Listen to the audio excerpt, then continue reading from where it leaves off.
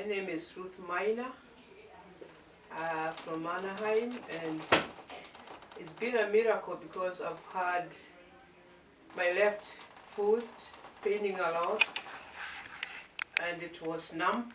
After the numbness, I started feeling the knee of the left foot started paining a lot, and I didn't know what to do. I was so scared. I thought, have I grown old? So I saw this Dr. Philip Yo in the newspaper, and I started reading that page, which I was very relieved because immediately I called and had an appointment. I was booked in, and I had six treatments, and I tell you, it's a miracle.